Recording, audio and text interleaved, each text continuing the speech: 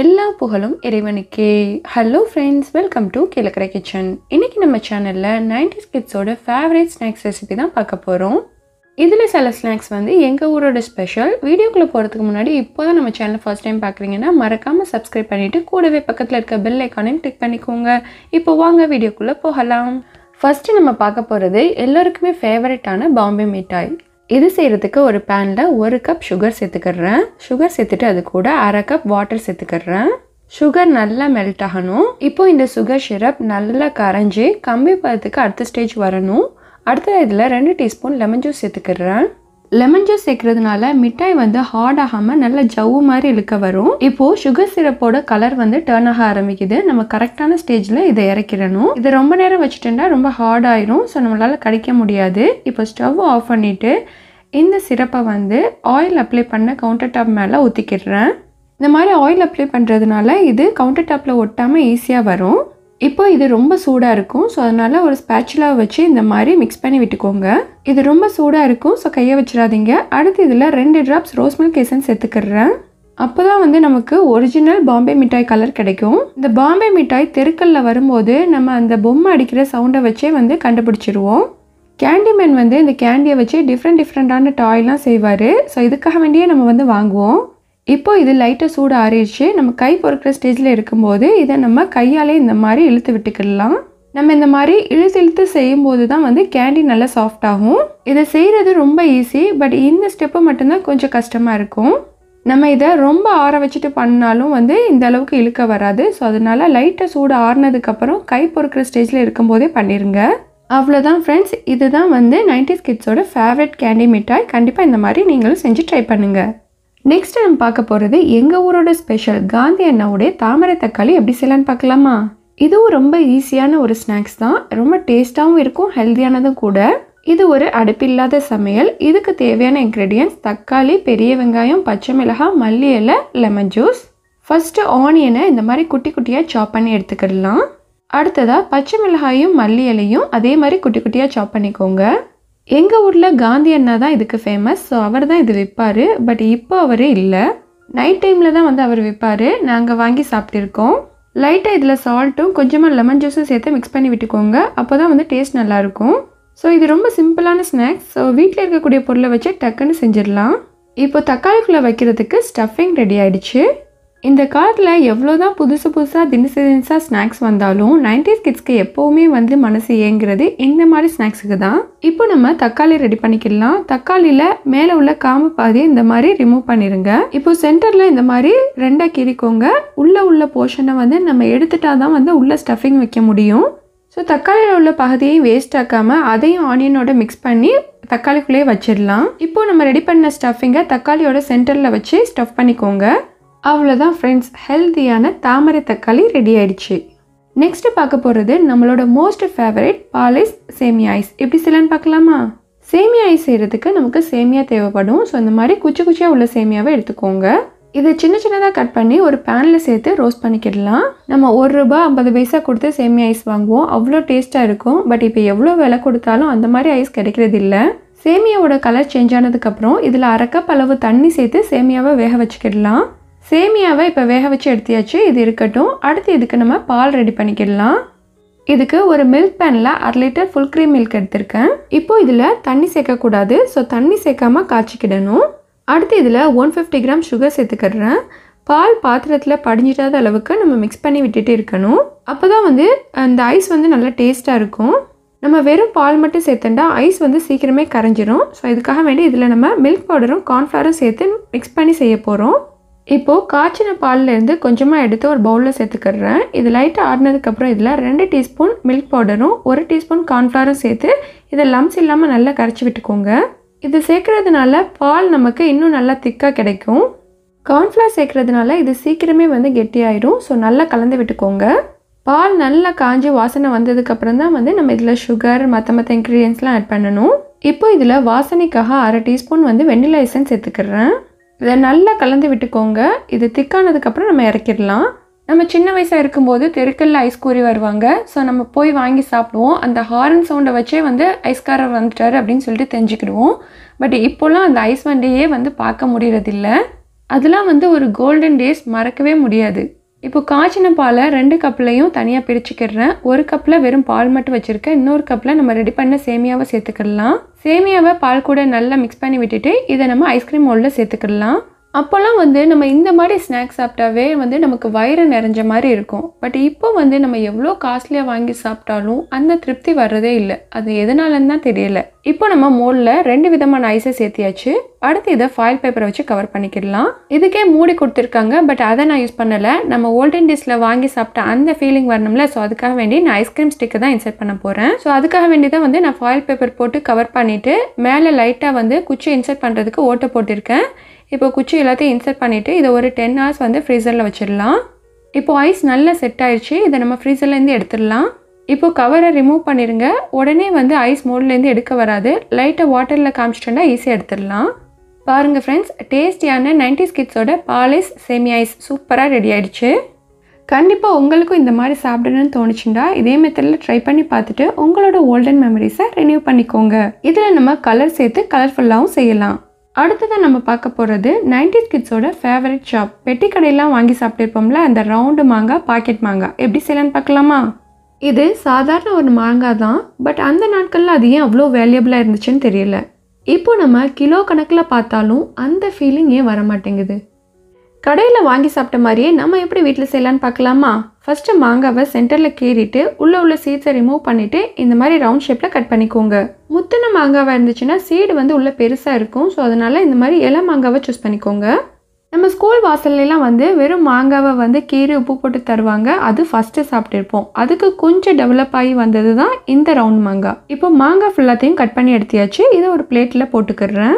இதில் உங்கள்கிட்ட Kashmiri chilli powder இருந்தால் அதை சேர்த்துக்கோங்க. இல்லைனா நார்மல் மிளகாய் தூள், சால்ட், அப்புறம் கொஞ்சமாக வந்து ஃபுட் கலர் இதை சேர்த்து நல்லா மிக்ஸ் பண்ணி விட்டுக்கோங்க. ஸோ கலர் கிடைக்கிறதுக்காக தான் நான் ஃபுட் கலர் சேர்க்குறேன். உங்களுக்கு கலர் வேணாண்டா நீங்கள் அதை ஸ்கிப் பண்ணிக்கோங்க. காஷ்மீரி சில்லி பவுடர் சேர்த்திங்கன்னா கலர் கிடைக்கும். பட் நமக்கு வந்து 90s கிட்ஸில் வாங்கி சாப்பிட்ட மாதிரி அந்த கலர் வரணும்னா நீங்கள் லைட்டாக ஃபுட் கலர் தான் சேர்க்கணும்.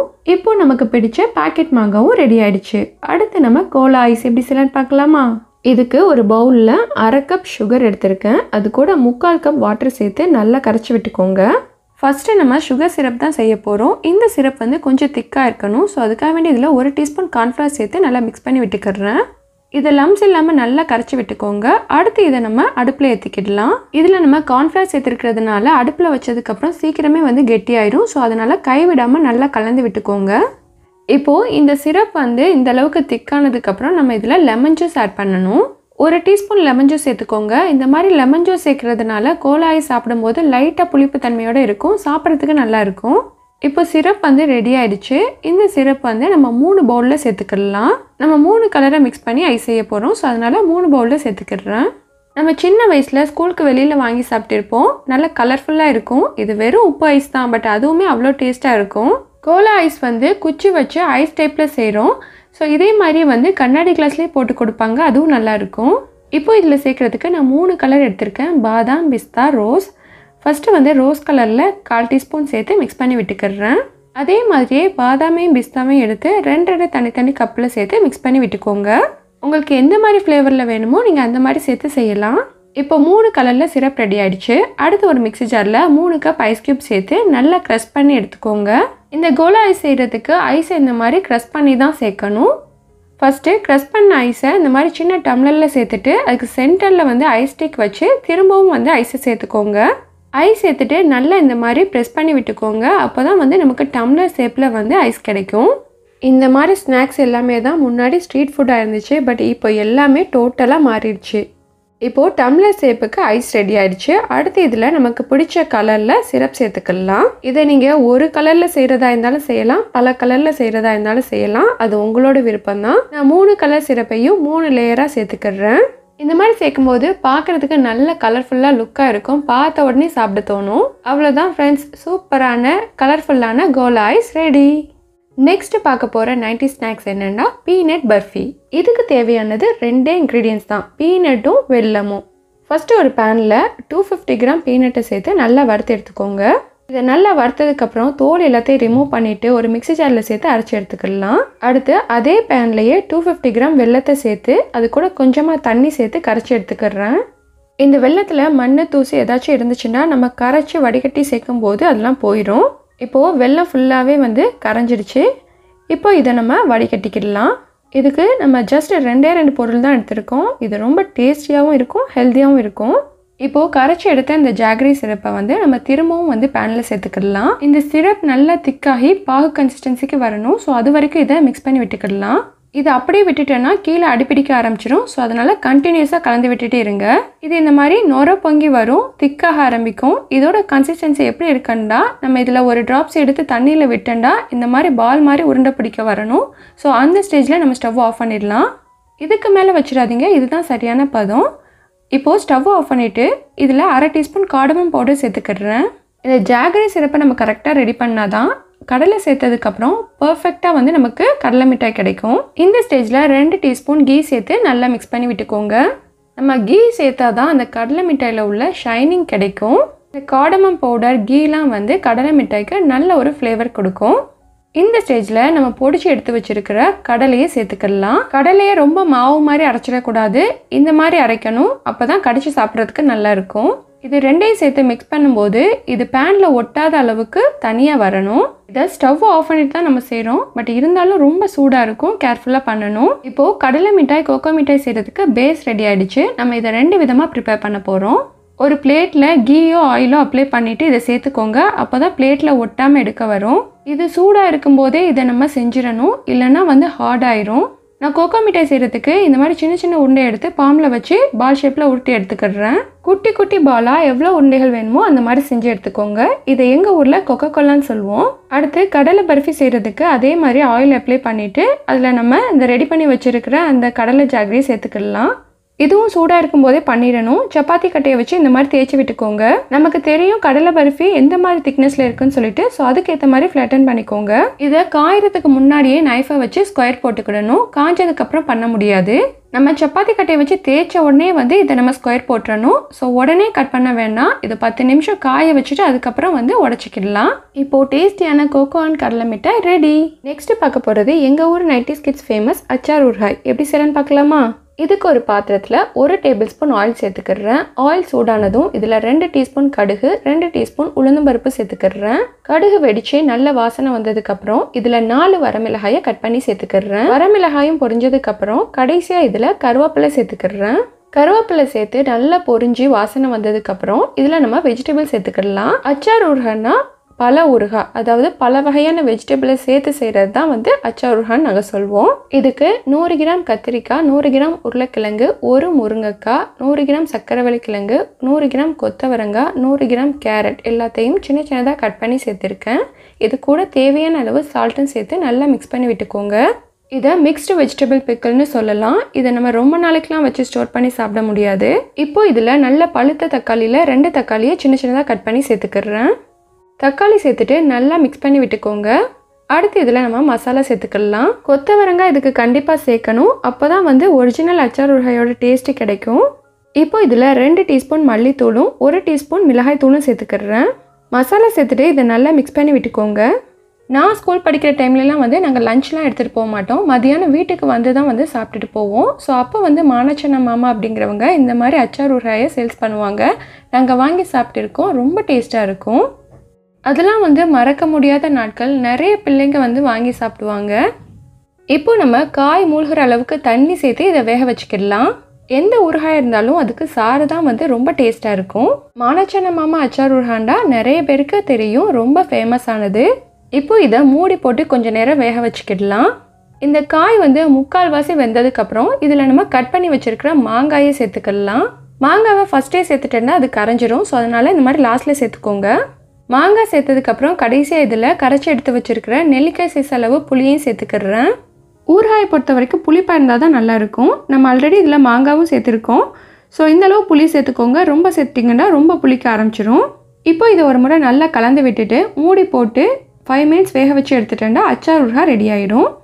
இப்போது அச்சார் ஊறுகாய் கமன்னு ரெடி ஆகிடுச்சு. அடுத்து இதில் நம்ம சேர்க்குறதுக்கு சீக்ரெட் இன்க்ரீடியன்ட் ரெடி பண்ணிக்கிடலாம். நான் சொன்ன அந்த சீக்ரெட் இன்க்ரீடியன்ட்ஸ் பீஸ் தான். ஸோ 200 கிராம் பீஸை 6 மணி நேரம் தண்ணியில் ஊற வச்சுட்டு அதை 4-5 விசில் வச்சு எடுத்துக்கோங்க.